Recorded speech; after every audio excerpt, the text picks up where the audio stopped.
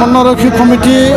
BTR সংগঠনসকলৰ আজি দ্বিতীয়টো ইয়াত ৰাজহুৱা সভা ওদালগুৰি বিষ্ণুৰাভা কৃষি প্ৰাংগণত লোৱা হৈছে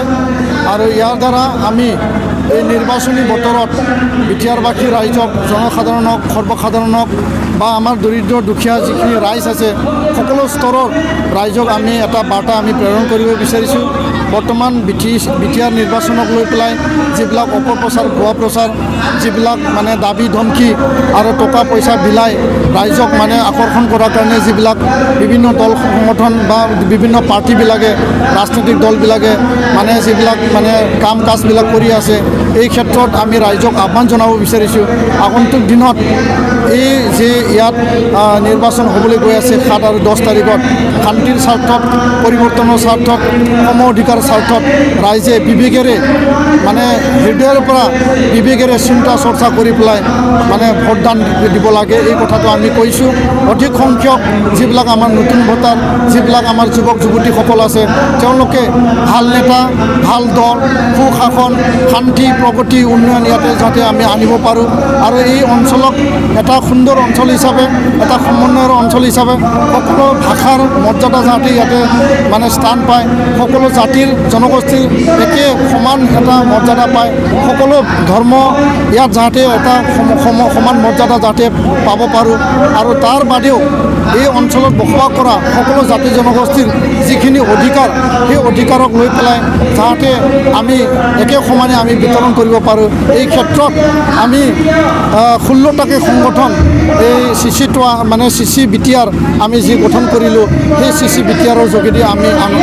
আহি থকা দিনত আমি কাম কৰিব বিচাৰিছোঁ। এটা কথা স্পষ্ট যে আহি থকা দিনত ৰাইজে মনে প্ৰাণে পৰিৱৰ্তন বিচাৰিছে সেই পৰিৱৰ্তন শান্তিৰ কাৰণে হয় ৰাইজৰ কাৰণে হয় আৰু এই পৰিৱৰ্তন উপ আঞ্চলিক দল মানে প্ৰমোদ বড়োৰ যি UPPL ৰাজনৈতিক দল আছে সেই ৰাজনৈতিক দলক আজি ৰাইজে বাছনি কৰি লৈছে কিয়নো সেই দলে আজি প্ৰতিশ্ৰুতি দিছে ইয়াত বিগত দীঘলীয়া সময় এটা সশস্ত্ৰ সংগ্ৰাম আছিল ৰাজপথ ৰেলপথৰ এটা আন্দোলন আছিল সকলো ত্যাগ দি পেলাই এতিয়া প্ৰমোদ বড়ো ডাঙৰীয়া গোবিন্দ বিষ্ণুতাৰী ডাঙৰীয়া ৰাইজক সেৱা কৰিবৰ কাৰণে ৰাইজৰ সেৱক হিচাপে নিজকে আগবঢ়াইছে আৰু ৰাইজে মনে প্ৰাণে চবেই বিচাৰিছে যে এবাৰ আমি পৰিৱৰ্তনৰ চৰকাৰ আমি চাব বিচাৰোঁ আৰু এই পৰিৱৰ্তন এই বিকল্প যি চৰকাৰ সেই বিকল্প চৰকাৰ কোনো মানে ৰাষ্ট্ৰীয় দল বা কোনোবা আঞ্চলিক দল নহয় এই পৰিৱৰ্তনৰ চৰকাৰ হ'ল মানে UPPLৰ উপ আঞ্চলিক দল ইয়াক ৰাইজে বিচাৰিছে। তো ইয়াৰ কাৰণে মই স্পষ্ট ক'ব বিচাৰিছোঁ যে দা কোঠাৰ ছাপ্লাইৰ নামত বা IY জব কাৰ্ড বৃদ্ধ পেঞ্চন বিধৱা পেঞ্চনৰ নামত জব কাৰ্ডৰ নামত যিবিলাক আঁচনিবিলাকৰ নামত দুৰ্নীতি কৰিলে অপশাসন কৰিলে ভ্ৰষ্টাচাৰ কৰিলে দালাল ৰাজ ইয়াতে মানে জংঘল ৰাজ চলালে ইয়াত এটা অৱসান ঘটাই পেলাই 17 বছৰৰ শাসন আমি বিদায় দি এবাৰৰ কাৰণে আমি ৰাইজক কৈছোঁ যে ইয়াত 50,000 চাকৰি ইয়াত মানে নতুনকৈ ইয়াতে সৃষ্টি কৰা হ'ব কিয়নো ইয়াত বিটিআৰ চুক্তিৰ যোগেদি বিভিন্ন অনুষ্ঠান প্ৰতিষ্ঠান 4খন বিশ্ববিদ্যালয় 4খন মেডিকেল ইনষ্টিটিউট ইয়াতে NIT বিভিন্ন শিক্ষা অনুষ্ঠান ইয়াতে ইণ্ডাষ্ট্ৰি ফেক্টৰী ইনষ্টিটিউটবিলাক বনাবলৈ গৈ আছে। তাৰ বাদেও ইয়াত যি চাকৰি নিয়মীয়াকৰণৰ কথা ভেঞ্চাৰ স্কুল প্ৰভিঞ্চিয়েলাইজ হোৱাৰ যি প্ৰক্ৰিয়া এইটো চলি আছে ইয়াত টেট শিক্ষকৰ নিযুক্তি দিবলৈ এতিয়া 1.5 বছৰ ইয়াতে মানে কোনো নিযুক্তি হোৱাই নাই। তো এই ক্ষেত্ৰত সকলো দিশ আমি চালি জাৰি চাই হিচাপ নিকাচ কৰি তথ্য সহকাৰে আমি হিচাপ কৰি ৰাখিছোঁ যে আহি থকা 5 বছৰত 10,000কৈ 50,000 চাকৰি ইয়াত মানে নতুন মানে চাকৰি সৃষ্টি কৰি পেলাই আমাৰ ইয়াৰ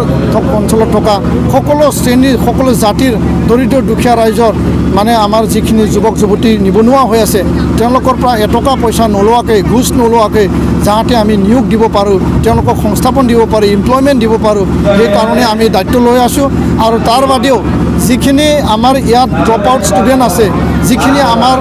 সৰ্বসাধাৰণ ৰাইজ আছে সকলো জাতিক যাতে সকলো স্তৰৰ আমাৰ যিখিনি যোগ্যতা আছে তেওঁলোকক ভকেচনেল স্কিলৰ যোগেদি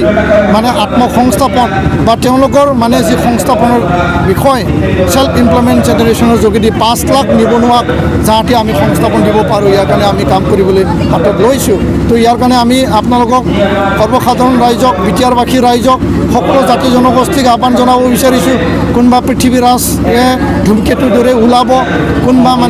মানে দলে এইটো ক'ব সেইটো ক'ব মাটি কাঢ়ি ল'ব মানে ইয়াত মানে মাটি বাৰী অধিকাৰ নাথাকিব বা ইয়াত কাৰোবাক তালি তপলা বান্ধি দি খেদি দিয়া হ'ব আমি 16টাকে জাতি জনগোষ্ঠীৰ সংগঠনে আমি ৰিস্ক লৈ পেলাই আমি গেৰাণ্টি দি পেলাই ৰাইজক প্ৰতিশ্ৰুতি দি পেলাই আমি কৈছোঁ যে কোনো কাৰণত বিটিআৰ চুক্তিৰ সেই যি মানে পিছত আহিব লগা দিনত যি আমি ইয়াত সমন্বয়েৰে শান্তিৰে ভাতৃত্ববোৰে আমি ইয়াত জীয়াই থাকিব লাগে তাত কাকো আঘাত দিয়া নহ'ব কাকো ইয়াত হিংসা কৰা নহ'ব এটা অহিংস শান্তি এটা অঞ্চল হিচাপে আমি এইটো প্ৰতিষ্ঠা কৰিব লাগিব সকলো জাতিৰ ইয়াতে ট্ৰাইবেলৰ হওক নন ট্ৰাইবেলৰ হওক মাটি বাৰী অধিকাৰ 100% থাকিব এই কথা আমি গেৰাণ্টি দিছোঁ এই কথা আমি নিখিল বড়ো ছাত্ৰ সন্থাই আমি দায়িত্ব লৈছোঁ আৰু লগতে ইয়াত থকা যিখিনি আমাৰ জাতি জনগোষ্ঠীৰ সংগঠন আছে সকলোৱে এই একমত এক সিদ্ধান্তত আহিছে যে এই মাটি বাৰীৰ ক্ষেত্ৰত সকলো অধিকাৰ দিয়া হ'ব 7.2 কথাক লৈ পেলাই নিৰ্বাচনী প্ৰচাৰবিলাকত ভুৱা প্ৰচাৰ অপপ্ৰচাৰ এইবিলাক অনা হৈছে 7.2 যিবিলাক কথা কোৱা হৈছে এই কথাটো 100% স্পষ্ট ইয়াৰ স্পিৰিটটো এইটোৱে যে যিবিলাক চৰকাৰী মাটি যিবিলাক নদ নদীৰ ওচৰত থকা মাটি যিবিলাক চৰণীয়া পথাৰ য'ত খালী হৈ আছে চৰকাৰী মাটি হিচাপে সেই মাটিক সংৰক্ষণ কৰা কথাহে লিখা আছে তাত কোনোবা অবৈধ বেদখলকাৰীক কোনোবা মাটিত বহিছে কোনোবা মানে ঘৰ সংসাৰ বা মানে তাত গাঁও বান্ধিছে সেইবিলাকক আনি মানে খেদি দিয়া এভিকশ্যন কৰা উচ্ছেদ কৰা সেই কথাটো তাত লিখা হোৱা নাই কাৰণ এইবিলাক যথেষ্ট জটিলতা আছে মাটি বাৰীৰ ক্ষেত্ৰত জটিলতা যথেষ্ট আছে আৰু এই জটিলতাটো মীমাংসা কৰিবৰ কাৰণে মাটি পট্টা দিবৰ কাৰণে ভূমি পট্টন দিবৰ কাৰণে লেণ্ডলেছ মানুহক মাটি দিবৰ কাৰণে বা মাটি বাৰীৰ যিমান সমস্যা আছে এইটো সমাধানৰ কাৰণেহে আজি আমি কাম কৰিবলৈ আগবাঢ়ি আহিছোঁ UPPL দল প্ৰমোদ বড়ো দলে আশ্বাস দিছে সকলো মাটি বাৰীৰ কাম ইয়াতে মানে সমস্যা সমাধান কৰা হ'ব তো ইয়াৰ কাৰণে ৰাইজৰ মনত ৰাইজৰ হৃদয়ত ৰাইজৰ মনে প্ৰাণে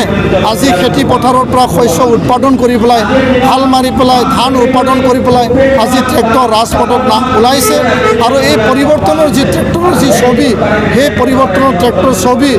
আহি থকা 7 আৰু 10 ডিচেম্বৰত নিৰ্বাচনত জয়যুক্ত হৈ পেলাই 12 তাৰিখে 30টাকৈ অধিক সংখ্যক চিট পাই পেলাই কোকৰাঝাৰত UPPLৰ বিটিআৰৰ শান্তিৰ পৰিৱৰ্তনৰ সম অধিকাৰৰ নতুন এটা চৰকাৰ গঠন হ'বলৈ গৈ আছে আৰু এই ট্ৰেক্টৰ কেতিয়াও কোনো জাগাত সি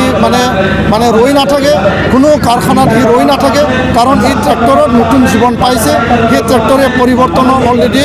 অধিকাৰ মৰ্যাদা এই ট্ৰেক্টৰে পাইছে ৰাইজে ট্ৰেক্টৰক নিজৰ হৃদয়ত নিজৰ মগজুত সোমাই লৈছে আৰু ইচ্ছাই ৰাইজে দলে বলে ওলাই আহিছে যে আমাক পৰিৱৰ্তন লাগে এইখিনি কথাকে আজি এই আমাৰ যি ৰাজহুৱা সভাৰ যোগেদি ৰাইজক আমি বুজাইছোঁ যে আপোনালোকে নিশ্চিত থাকক পৰিৱৰ্তনৰ যাত্ৰাত আপোনালোকে অংশগ্ৰহণ কৰক আৰু পৰিৱৰ্তনৰ যাত্ৰাত আপোনালোকে সক্ৰিয় হওক আৰু ইয়াৰ যোগেদি শান্তি প্ৰগতি পৰিৱৰ্তন উন্নয়ন সম অধিকাৰ সম উন্নয়ন এইটো আমি সাধিবলৈ গৈ আছোঁ আৰু এই কথাকে আমি আজিৰ এই সভাৰ যোগেদি আমি ৰাইজক বাৰ্তা প্ৰেৰণ কৰিছোঁ।